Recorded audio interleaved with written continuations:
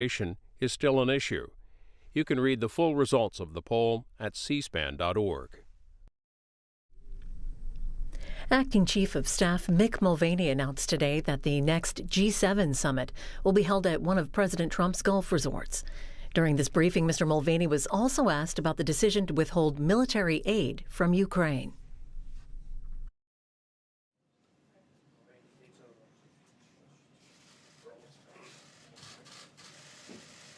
Hey guys. How are y'all? First things first, I want to comment very briefly on Mr. Cummings' passing. For those of you who know, I was in Congress for a couple years with Mr. Cummings and on the committee with him. Had a chance to work with him on a day-in, day-out basis, and he would be missed. He was a classy guy, and I enjoyed much working with him. And the condolences from my family and all of the White House group to his family today. He will be sorely missed. Now, getting on to the business at hand, I understand it's been a fairly slow news week, so I thought we'd introduce a couple of things. I did want to come out here with my Nationals hat on, but they told me that would violate some type of rule, so I couldn't do that. I was also going to wear my Montreal Expos hat, and then they said that would be foreign interference in the World Series, so we can't do that either. So we're going to talk about the G7. We talk about what we're going to do. We're going to announce today that we're going to do the 46th G7 Summit on June 10th through June 12th at the Trump National Doral facility in Miami, Florida. The focus of the event will be global growth and challenges to the global economy. Specifically, we're dealing with things like rejuvenating incentives for growth and prosperity, rolling back prosperity-killing regulations, ending trade barriers, and reopening energy markets. So taking a lot of what we have been doing here domestically with such success and trying to encourage the rest of the world to get on board. As we sit here and our economy does so well, you look all across the world right now, and the rest of the world is either at or near recession. And we really do think that we have hit on a formula that works not only here, but that would work overseas. We're going to take the G7 as the opportunity to try and convince other nations that they can have the same successes by following the same model.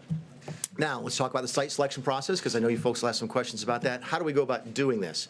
First of all, we use a lot of the same criteria that have been used by past administrations. There's a long list of the accommodations on site, the ballrooms, bilateral rooms, the number of rooms, the photo ops, the support hotels that are there, the proximity to cities and airports, helicopter landing zones, medical facilities, etc. So we use the same set of criteria that previous administrations have used. We started with a list of about a dozen just on paper. And we sent an advanced team out to actually visit 10 locations in several states. We visited California, Colorado, Florida, Hawaii, Michigan, North Carolina, Tennessee, and Utah. We got that list down to just under 10, and the advanced team went out to visit those. And from there, we got down to 4 finalists that our senior team went out to look at. They looked at, I think it was 1 in Hawaii, 2 in Utah, and then the Mar-a-Lago facility in Florida. And it became apparent at the end of that process that Doral was by far and away the best physical facility for this meeting. In fact, I was talking to one of the advanced teams when they came back, and I said, what was it like? And he said, Mick, you're not going to believe this, but it's almost like they built this facility to host this type of event. If any of you have been there, you know that there's separate buildings with their own rooms separate and apart from each building, so that one country could have a building, another country could have another, you folks could have your building for the press, and obviously the common areas are going to be perfect for our needs down there. Again, anticipating your questions, how is this not an emoluments violation? How is the president going to profit from this? I think the president has pretty much made it very clear since he's got here that he doesn't profit from being here. He has no interest in profit from being here. It's one of the reasons that he's not taken a salary since he's been here. He's given that salary to charity. Will not be profiting here. We had talked about the possibility of whether or not the president could actually do it at no cost. They understand there's difficulties with doing it that way. But we also have difficulties, obviously, if they charge market rates. So they're doing this at cost. As a result, it's actually going to be dramatically cheaper for us to do it at Doral compared to the other final sites that we had. So we're looking forward to that meeting. Again, June 10th through 12th of next year for the 46th G7. Now, my guess is, with that official part of the briefing finished, there's going to be some questions about a variety of things that are going on in the world. So if we can do something together, that would be great. Can we take the questions about the G7 first, go through those, and then we'll take a chance to maybe ask a couple questions about the other stuff before the end of the day. Eamon? Yeah, thank you. So how is this not just an enormous conflict of interest for the president to host the G7 at his own resort? And how will the president continue to criticize the Biden family for self-dealing at the same time he's doing this? Okay, a couple different things. First off, you're not making any profit. I think we've already established that. I think some. It's a huge. I've heard that before. I guess I've been the chief now for about 9 or 10 months, and I always hear it. Whenever we go to Mar-a-Lago, it's a huge branding opportunity. Whenever he plays, at Trump Mar-a-Lago, we play golf at Trump Bedminster. He goes to play golf at Trump up in Sterling, and everybody asks the question: is it not a huge marketing opportunity? I would simply ask you all to consider the possibility that Donald Trump's brand is probably strong enough as it is, and he doesn't need any more help on that. This is not like it's the most recognizable name in the English language and probably around the world right now. So no, that has nothing to do with it. That's why listen, I was skeptical. I was aware of the political sort of criticism that we come under for doing it at Doral, which is why I was so surprised when the advance team called back and said that this was the perfect physical location to do this. So I get the criticisms. So does he. Face it, he'd be criticized regardless of what he chose to do. But no, there's no issue here on him profiting from this in any way, shape, or form. What's the difference between this and what we're talking about, the Bidens? Well, first of all, there's no profit here. Clearly, there's profit to the Bidens. And second of all, I think if there's one difference as you look at between the Trump family and the Biden family, Trump family made their money before they went into politics. That's a big difference. Yes, sir. You said it's going to be done at cost. Do you have any idea, cost estimate, how much money you're looking at? And also, will it remain a G7, or do you envision Russia going out? Yeah, I don't have the numbers in terms of the cost. I do know that it was, there was, one of the ones I saw was it was almost half as much here. I don't want to butcher the numbers, but it was millions of dollars cheaper by doing it at Doral than it was at another facility, and that was roughly 50% savings. As to the G7, G8, look, that discussion is ongoing. The president has been very candid about that, about whether or not he wants to have Russia join the G7 again. They used to be members of that organization. And I think he's been fairly straightforward, not only to you folks, but to other leaders around the world, which is we go to the G7, and what dominates so much of the discussion? Russia. Okay? Russian energy, Russian military policy, the Russian economy, it dominates a lot of the discussion. Wouldn't it be better to have them inside and as part of those conversations? But I think that decision will be made later, and we'll continue to review it. Yes, ma'am. Thank you very much. G7 summits have been held for decades, so how can you make the argument that this is the best place to hold it? Surely there were other places that this could be held, and you can't make the argument that the president's not going to profit because we can't know how much he might profit in the future, right? Yeah. To your first point, again, I think it's the profit one. Again, he's not making any money off of this, just like he's not making any money from working here. And if you think it's going to help his brand, that's great, but I would suggest that he probably doesn't need much help promoting his brand. So we'll put the profit one aside and deal with a perfect place. I mean, who was here for the last time it was at Camp David? Was that the perfect place? In fact, I understand the folks who participated in it hated it and thought it was a miserable place to have the G7. It was way too small. It was way too remote. My understanding is the media didn't like it because you had to drive an hour in a bus to get there either way. I take your point, but there have been other G7 summits. I've attended numerous G7 summits that have been perfectly fine according to the leadership. How can the White House really make the argument that this was the only place that the G7 summit could be? It's not the only place. It's the best place. Those are two different things, okay? But we had dates. There could be other good places without the president. There's plenty of other good places in this country to hold a large event. There's no question about it. Some of the limitations, we wanted it at a specific time. We wanted it in early June, so that limits it a little bit. Then there's difficulties with going various places. Some places don't have the transportation that you need. I mean, there was one place, I won't say where it was, where we actually had to figure out if we were going to have oxygen tanks for the participants because of the altitude. So yeah, there's limitations at other places. We thought of the 12 places that we looked at, and you'd recognize the names of them if we told you what they were, that this was by far and away the best choice. Yes, ma'am. Very quickly, this is a business of optics. How is the president going to stand on a debate stage if, in fact, Vice President Biden wins the nomination and try to make an argument that he profited off of his vice presidency? He's going to do that extraordinarily well. Yes, ma'am. Thank you, Director Yeah. Mulvaney. So you were talking about how this is the best place, or Yeah. one of the best places to have this. Okay, so is this going to be self-contained just at Doral? Are there other hotel rooms you think you'll have to get, or is there anywhere else that you'll have to? Yeah, one of the advantages, I understand that one of the advantages that the advance team came back with about Doral was the fact that it could be sequestered off from the rest of the city, and that nearly all or all of the operations could be on that one piece of property. I think the president said there's almost 900 acres there, so it's a huge facility, and we'll be able, with a lot of open space. I think there's 3 golf courses, so there's a lot of space available to us, and we do anticipate the entire thing being on that campus. Now, including hotels, like talked about additional hotel rooms. Do you think you'll have to get additional hotels involved in that? yeah, I would. Again, I'm not sure about the. When we talk about the delegations, for example, when we went to where were we? Biarritz. Okay, I think we were at 2 or 3 different hotels around that city.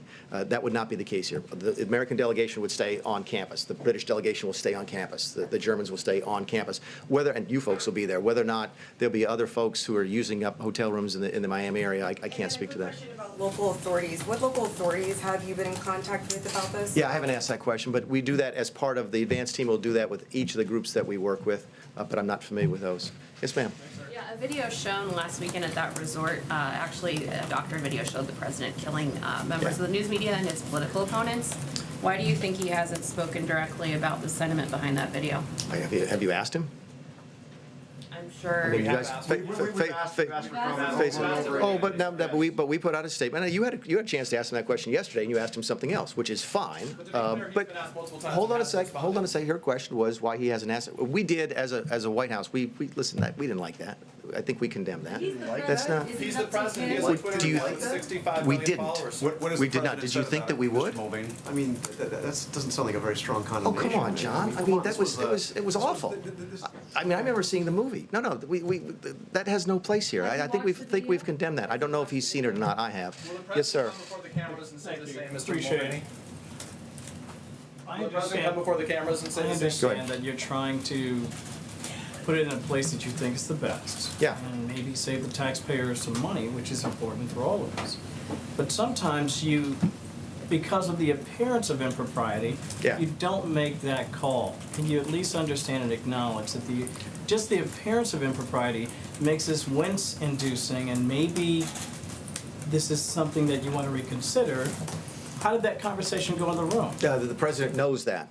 Listen, the president, we know the environment we live in. You all know the environment that we live in. And he knows exactly that he's going to get these questions and exactly get that reaction from a lot of people. And he's simply saying, okay, that's fine. I'm willing to take that.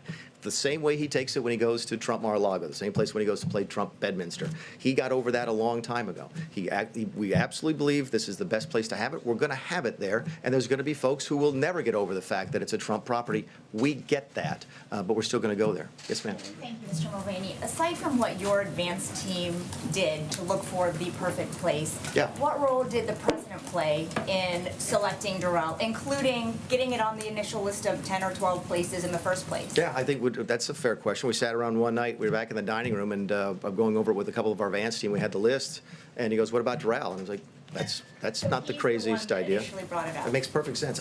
We're all familiar with it, so it's not like he said, oh, this is what Doral is, I have to explain it. He said, no, what about Doral? I'm like, you know what? That's not the craziest idea we ever heard. We sat down and went, go look at it. Yes, sir. Yes, thanks, Mick. I wanted to ask you about, as it relates to this decision that you've made, as the host country, couldn't the president simply, as the host country, invite President Putin to represent Russia at the G7? Yeah, I think we can, because I think as I understand how the G7 works, there'll be other leaders there anyway. For example, I met with Scott Morrison, the Prime Minister of Australia, at the G7, even though they're not there. I assume he came at the invite of President Macron, and we could do the same thing. But in terms of, I think the question I got originally was turning it from the G7 into the G8. Okay. My question was, could he simply invite President Putin to attend? Well, I think he probably, yes. If the question is, can he physically do that? Yeah, I think he can. Not whether he can, of course he can, he's president. But would he consider doing that? Really, it's not come up. I think the conversations we've had about whether or not we turn it from the G7 to the G8, that could be an intermediate step. Yes, sir. You mentioned that the president is willing to take the criticism on this, but what about the country itself? Is there any value to sending a message to the world, especially given that all that's happened with foreign interference and attempts at foreign interference in our country, that this president in this country is not open for the kind of self-dealing that happens in other countries? Is that not an important message to send when you're inviting the world to come here to the United States? No. What's your question? I have a non-G7 question. Any G7, any last G7 questions? I got one more. About the G7 Yeah. property, a couple of things. When you say it's the best property for this to take place, so the first question is, why has no other G7 ever been held there before? Because they didn't go look at it. So, I don't know. Why did they have it at Camp David? I mean, seriously. I mean, for those of you who were there, I'm a little bit familiar with it. I've talked to the folks up at Camp David because I was up there recently and asked, I said, didn't you guys hope? I think it was a G8 back then, 2004, something like that. And they said it was a complete disaster. I'm like, okay, I wonder how that happened. How did that decision get made? Last G7 question, then, if I can. You were talking about the president's, this video where the president was seen shooting members of the media and others that was played at the Doral property there. They said that we haven't had the chance to ask him that question yet, which we have. But broadly, the president has tweeted 45,000 times. 45,000 times.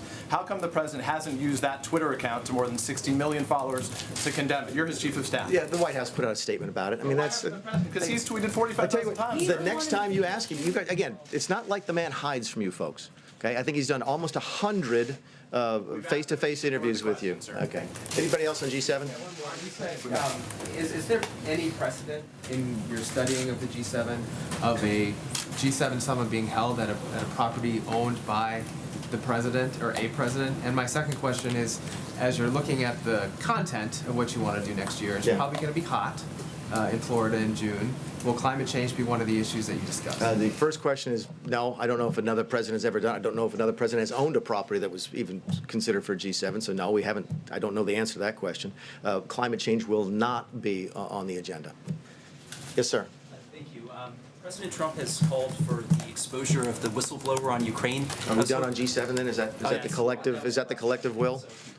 Yep. I got one gentleman. Yes, sir. Go ahead. Last one on G7. Well, you began your remarks talking about the passing of Mr. Cummings. Yeah. Just to show the American people that this is above board, are you going to share documents that show how you arrived at this decision with the Congress? No, but I would imagine we would share dollar figures with you afterwards. I mean, that's ordinary course of business.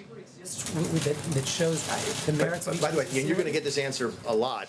Okay, I don't talk about how this place runs on the inside. So if you ask us, if you want to see our paper on how we did this, the answer is absolutely not. Yes, sir. Yes, there will almost certainly be a House Judiciary Committee hearing about this site selection. Do you think Jerry so? Nadler has already talked about that. Do you really think so? Do you think they have time to do that? Yeah. Will the administration participate, cooperate with that? You know, by the way, that's a fascinating question. I'd not thought that this would prompt a Judiciary Committee investigation. And on one hand, I'm thinking to myself, they don't have time to do it because they're too busy doing impeachment, right? And then I think to myself, no, this is entirely consistent with how they've spent the first 18 months in office, right, or 12 months, however long they've been here. I guess it's been a year, right? They'd rather do that than talk about tax policy, then talk about drug policy, then talk about opioids, talk about health care. So that's a fascinating question. I don't know if there will be a Judiciary Committee inquiry into this. My guess is there probably will be, and we'll look forward to participating in it. Does anybody, these are all G7 questions are now. Okay, now we're moving on to something else. So who hasn't asked? John Carl has not asked a question yet. So actually, a clarification on your first statement on the G7. You said 5 finalists, and you said Mar-a-Lago was one of the finalists? Yeah, 4 finalists, I think. We started with 12 on a sort of a list. The team visited the sort of a first team visited 10 of those, and I think identified the states. We then got our senior team down, and they visited 4, of which Mar-a-Lago was 1. There was 1 in Hawaii and 2 in Utah. So you're telling me that in the entire United States you came down to 4 finalists and 2 of them were Trump properties? No, 1. Mar-a-Lago. I'm sorry. I'm sorry. No, I'm sorry. I missed Doral. Yes, Doral. I'm sorry. Yes, no. Okay, so no, Mar-a-Lago was not involved. Mar-a-Lago was not close to being sufficient for the G7. I'm sorry. Thank you for clarifying. If I said Mar-a-Lago about where we visited and it was Doral, I apologize. Okay, the record is corrected. All right. So to the question of Ukraine. Yeah. Can you clarify? And I've been trying to get an answer to this. Was the president serious when he said that he would also like to see China investigate the Bidens? And you were directly involved in the decision to withhold funding from Ukraine. Can you explain to us now definitively why? Why was funding withheld? Sure, let's deal with the second one first, which is, look, it should come as no surprise to anybody. The last time I was up here, I haven't done this since I was chief of staff, right? Last time I was up here, some of you folks remember, it was for the budget briefings, right? And one of the questions y'all always ask me about the budget is, what are y'all doing to the foreign aid budget? Because we absolutely gutted it, right? President Trump is not a big fan of foreign aid. Never has been, still isn't. Doesn't like spending money overseas, especially when it's poorly spent. And that is exactly what drove this decision. I've been in the office a couple times with him talking about this. And he said, look, Mick, this is a corrupt place. Everybody knows it's a corrupt place. By the way, put this in context. This is on the heels of what happened in Puerto Rico, when we took a lot of heat for not wanting to give a bunch of aid to Puerto Rico because we thought that place was corrupt. And by the way, it turns out we were right. All right, so put that as your context. He's like, look, this is a corrupt place. I don't want to send them a bunch of money and have them waste it, have them spend it, have them use it to line their own pockets. Plus, I'm not sure that the other European countries are helping them out either. So we actually looked at that during that time before, when we cut the money off, before the money actually flowed, because the money flowed by the end of the fiscal year. We actually did an analysis of what other countries were doing in terms of supporting Ukraine. And what we found out was that, and I can't remember if it's $0 or near $0 from any European countries for lethal aid. You've heard the president say this, that we give them tanks and the other countries give them pillows. That's absolutely right. That as vocal as the Europeans are about supporting Ukraine, they are really, really stingy when it comes to lethal aid. And they weren't helping Ukraine, and that still to this day are not. And the president did not like that. So I know it was a long answer to your question, but I'm still going. So those were the driving factors. Did he also mention to me in the past the corruption related to the DNC server? Absolutely, no question about that. But that's it, and that's why we held up the money. Now, there was a report. So the demand for an investigation into the Democrats was part of the reason that he ordered to withhold funding to Ukraine. The look back to what happened in 2016 certainly was part of the thing that he was worried about in corruption with that nation. And that is absolutely appropriate. Withholding the funding. Yeah, which ultimately then flowed. By the way, there was a report that we were worried that the money wouldn't, if we didn't pay out the money, it would be illegal. Okay, it would be unlawful. That is one of those things that has that little shred of truth in it that makes it look a lot worse than it really is. We were concerned about over at OMB about an impoundment, and I know I just put half of you folks to bed, but there's the Budget Control Act. Budget Control Impoundment Act of 1974 says that if Congress appropriates money, you have to spend it. Okay, at least that's how it's interpreted by some folks. And we knew that money either had to go out the door by the end of September, or we had to have a really, really good reason not to do it. And that was the legality of the issue. But to be clear, what you just described is a quid pro quo. It is funding will not flow unless the investigation into the Democratic server happen as well. We do that all the time with foreign policy. We were holding up money at the same time for what was it? The Northern Triangle countries. We were holding up aid at the Northern Triangle countries so that they would change their policies on immigration. By the way, and this speaks to an important. I'm sorry. This speaks to an important point because I heard this yesterday. And I can never remember the gentleman who testified. Was it McKinney, the guy? Is that his name? I don't know him. He testified yesterday. And if you believe the news reports, okay, because we've not seen any transcripts of this. The only transcript I've seen was Sondland's testimony this morning. If you read the news reports and you believe them, what did McKinney say yesterday? Well, McKinney said yesterday that he was really upset with the political influence in foreign policy. That was one of the reasons he was so upset about this. And I have news for everybody. Get over it. There's going to be political influence in foreign policy. I'm talking to Mr. Carl. That is going to happen. Elections have consequences, and foreign policy is going to change from the Obama administration to the Trump administration. And what you're seeing now, I believe, is a group of mostly career bureaucrats who are saying, you know what, I don't like President Trump's politics, so I'm going to participate in this witch hunt that they're undertaking on the Hill. Elections do have consequences, and they should, and your foreign policy is going to change. Obama did it in one way, we're doing it a different way, and there's no problem with that. Yes, sir. What about the Biden zone, Mr. Mulvaney? Did that come into consideration when that money was held I'm sorry, I don't know your name, but he's being very rude, so if you go ahead and ask your question.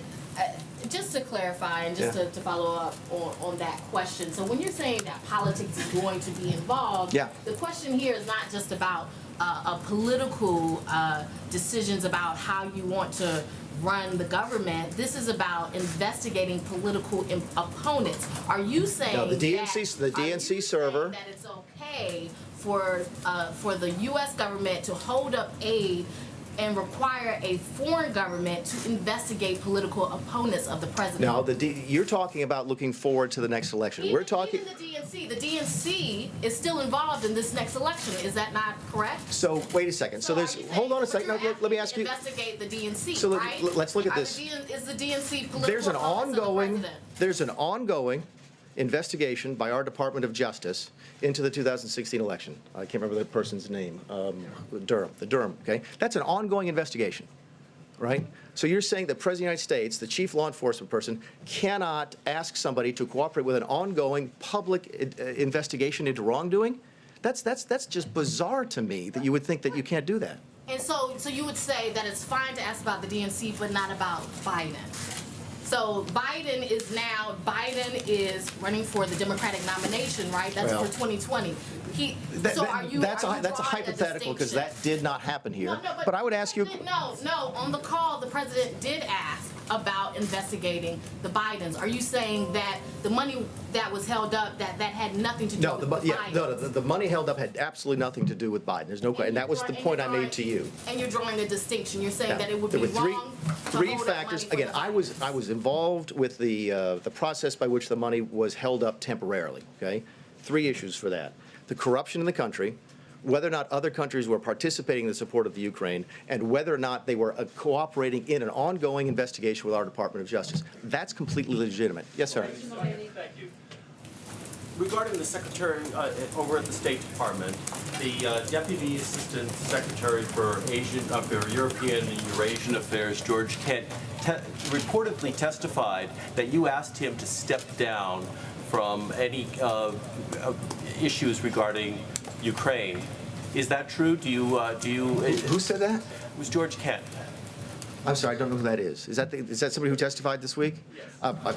I don't believe I've ever talked to anybody named George Kent in my life, nor have I asked anybody to resign their position over this. Okay. And also, another thing is that there have been reports that you had been conducting a review of the phone call with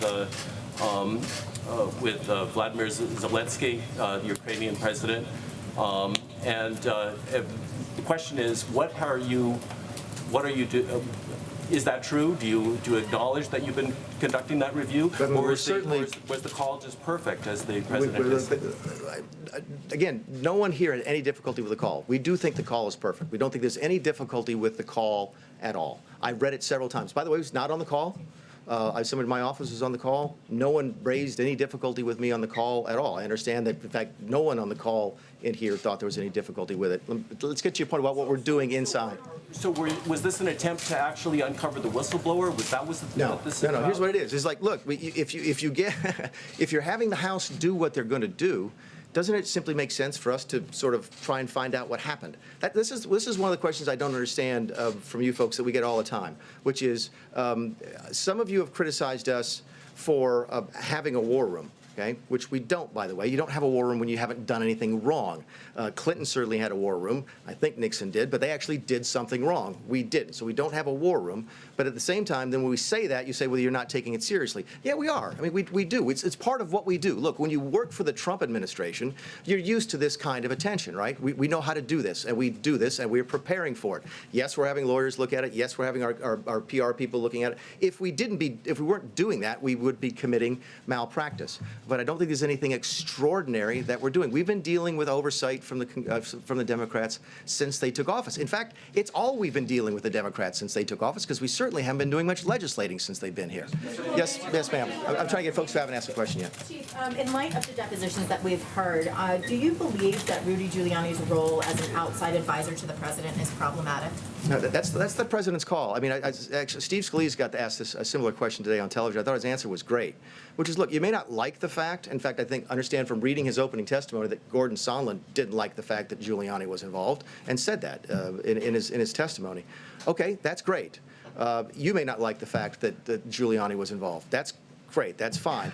It's not illegal, it's not impeachable. The president gets to use who he wants to use. The president wants to fire me today and hire somebody else, he can. From the actual, The president gets to set foreign policy, and he gets to choose who to do so. As long as it doesn't violate any law, okay, and he doesn't violate any laws regarding confidential information or classified material, anything like that, the president gets to use who he wants to do.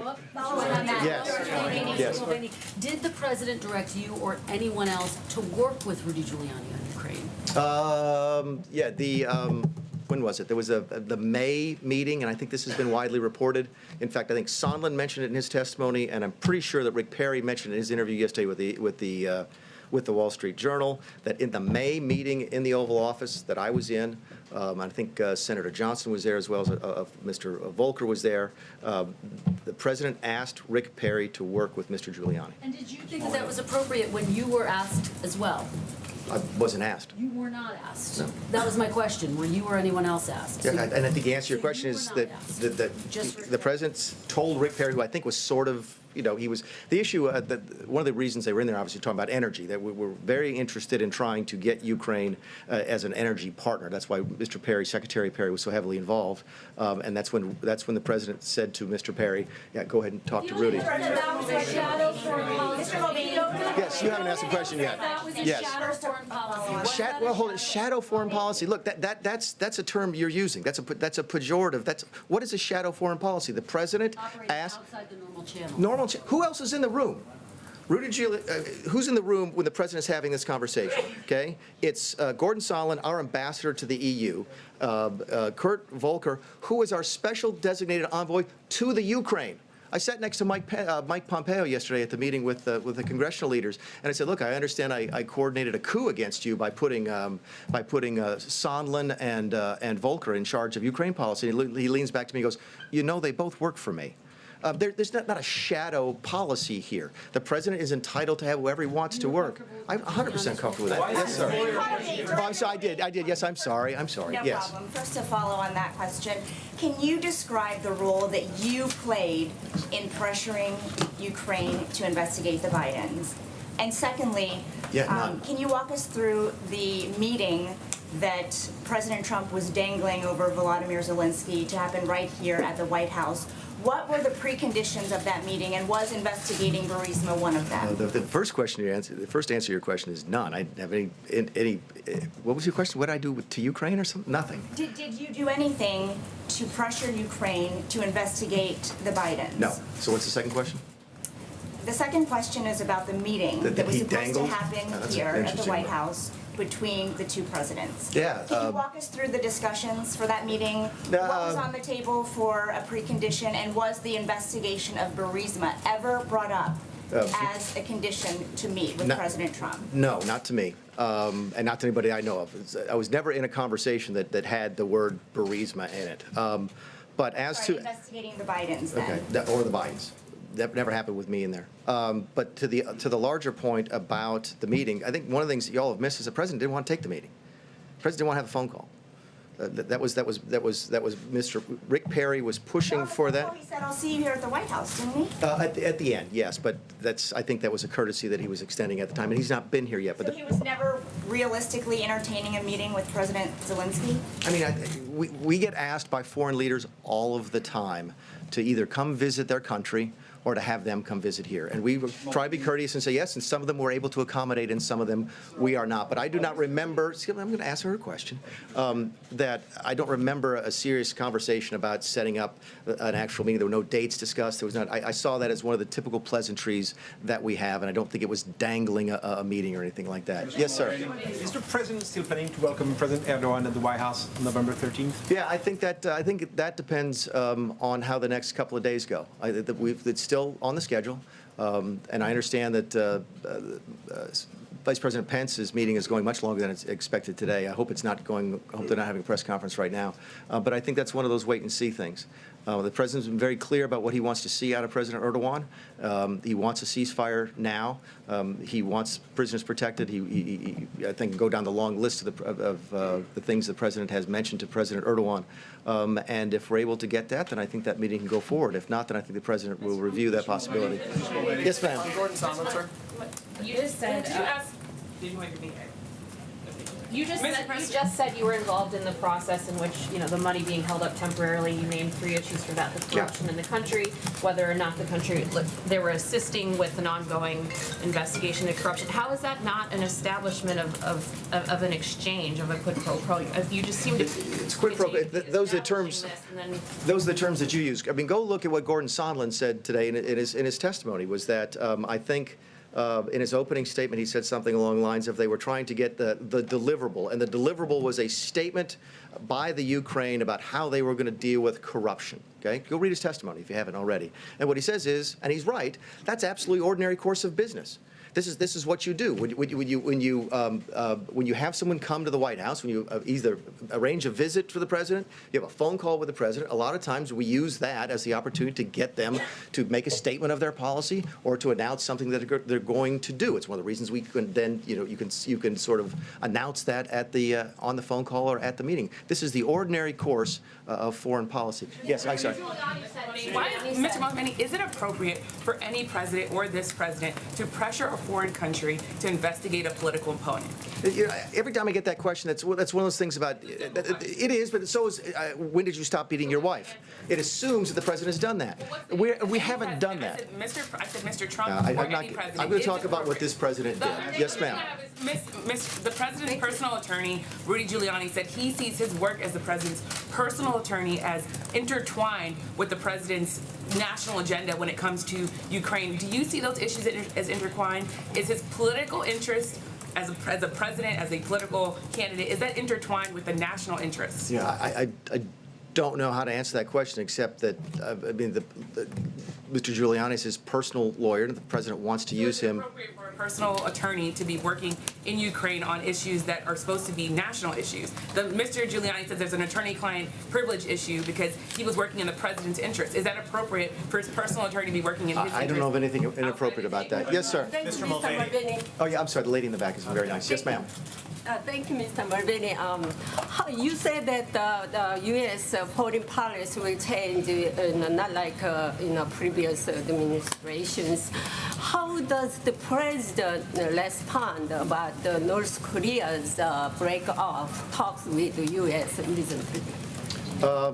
If the question is responding to breaking off talks, is there news in the last couple of days on that? Yes, October 5th, Stockholm and Sweden. Okay, I'm sorry. I'm just not briefed on that. I apologize. Yes, sir. Thank you, Mr. Mulvaney. Yeah, and I'll take one more after this. There have been published reports that you were objecting within the president's official family to the appointment of Ken Cuccinelli as to head up the Department of Homeland Security. Is that so? And if so, what is your objection to his possible appointment? I have none, and I think Ken will be good at the job. Yes, ma'am. Sorry, did I really ignore you the whole time you're sitting in the front row and I haven't asked you a question yet? I'm sorry. Same with me, Mr. Mulvaney. So if there was no quid pro quo in the call, if it was routine, if he didn't even want to do it, and you know it's all on the up and up, why did it have to go into this more restrictive server? Why was it moved from the one server to the other? All right, let's good. I'm glad we got that. It's a good one to finish on.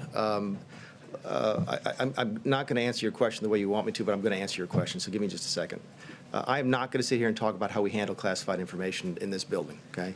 I got a couple questions before about my private conversations with the president. I don't talk about those either. I'm not going to talk about that, but I do want to address it, and here's why. There's only one reason people care about that, right? And it's because they think there's a cover-up. They hope there's some of them hope that there's a cover-up, that, oh my goodness gracious, there must have been something really, really duplicitous, something really underhanded about how they handled this document, because there must be a cover-up, because there's always a good cover-up when we've got an impeachment, right? Nixon had a cover-up of the tapes, Clinton had a cover-up of the relationship with Lewinsky. There must be a cover-up here, right? Let me ask you this. If we wanted to cover this up, would we have called the Department of Justice almost immediately and had them look at the transcript of the tape, which we did, by the way? Right? If we wanted to cover this up, would we have released it to the public? And by the way, I'm glad that now all of this concern about how the document has been edited and what do these ellipses stand for, because I heard Adam Schiff go on television yesterday, or yesterday, the day before, and say, you know, we don't need to hear from the whistleblower anymore, because now we have the transcript, or the memorandum of communication, or memorandum of document, okay? Everyone wants to believe there's a cover-up. You don't give stuff to the public and say, here it is. if you're trying to cover something up. So I'm not going to answer your question by explaining how we handle documents in this building. All I'm telling you is that you can stop asking the questions in there because there's no cover-up, and I can prove it to you by our actions. Look, I know we could do this all night. No, I'm not going to take any more. But it's nice to see everybody. Thanks again. All right. You didn't take a question. Why are you afraid to take questions from CNN, sir? Sir, why isn't the EU ambassador involved with Ukraine? C-SPAN's Campaign 20